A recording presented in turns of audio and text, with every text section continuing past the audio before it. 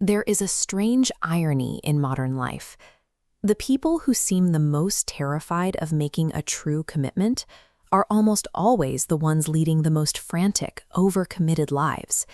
They pack their calendars and race to the next obligation, exhausting themselves to avoid the one thing they actually fear.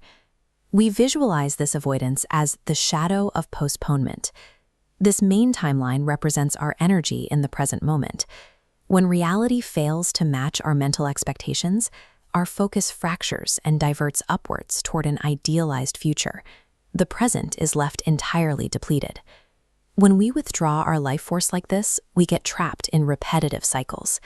We stay in unfulfilling careers or endure situations that actively hurt us simply because we don't know how to stop. We become a mouse locked in a spinning wheel of our own making, going through the motions out of pure habit.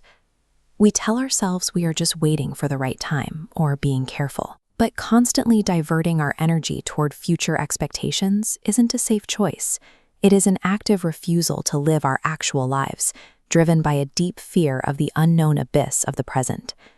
This shadow of postponement does its worst damage in our relationships, where we often maintain a secret internal distance. We keep a small part of ourselves tucked away, hidden even from our partners, as a final line of defense against being hurt. That hidden 1% creates a chemical ceiling.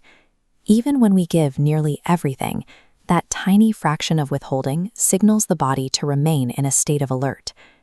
In this sensitive chemical landscape, 99% commitment operates no differently than 1% commitment. The structure shatters under the weight of real life because it lacks total integrity. This internal wriggling, this chemical fear of being fully seen, serves as a critical flaw.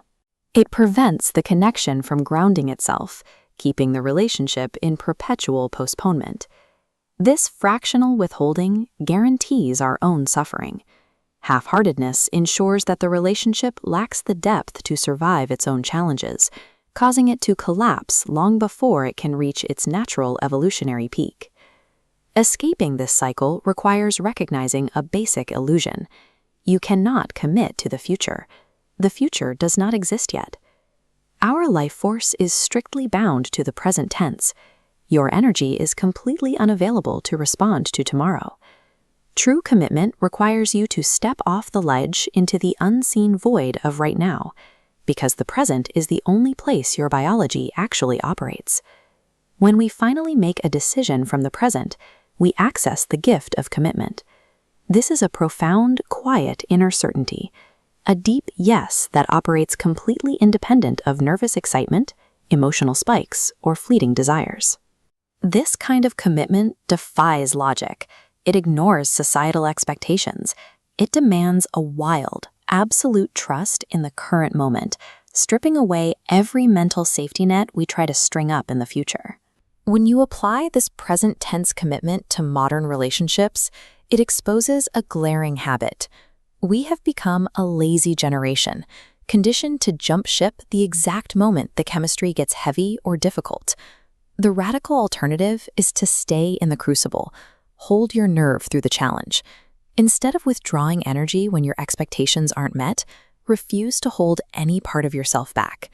This state of open-hearted presence creates a bizarre kind of genius. Look at this network of relationships. When a single node provides a purely open, non-judgmental input, it generates a compounding ripple of positive friction. By refusing to calculate the odds, you actually generate the conditions for luck and good fortune. Relinquishing control of the outcome allows these natural relational cycles to take over. You might think a decision will lead in one specific direction, but by trusting the process, you are guided to an entirely unexpected yet correct destination. This total commitment serves as a tool for personal mastery.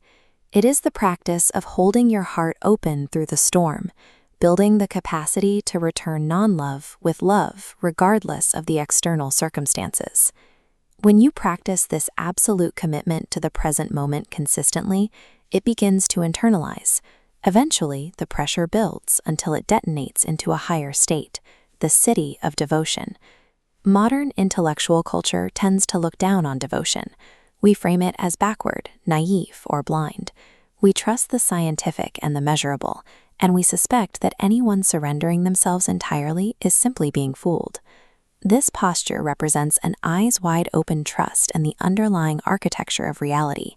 The devotee understands that love is the root nature of all things, and they choose to align themselves with that principle through a total, egoless surrender.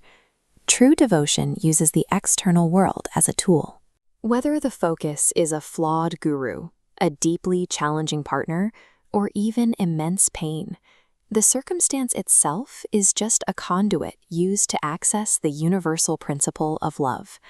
Every human being is already devoted to something. Some are devoted to their ego, some to profits, some even to their own misery. The ultimate journey is to take that devotion and expand the object of your focus until it includes everything. Ancient Sufi traditions describe a specific point of transformation where the lover merges with the beloved. This is the moment where the internal pressure of all that unconditional love finally ruptures our perceived boundaries of time and space. Stop running ahead in your mind. Stop holding back that final 1% to protect yourself. Step into the abyss with your eyes wide open and surrender completely to the mystery ride of right now. When we finally cease all postponement, the boundary between subject and object ruptures. The separation dissolves entirely, and all that is left over in the universe is love.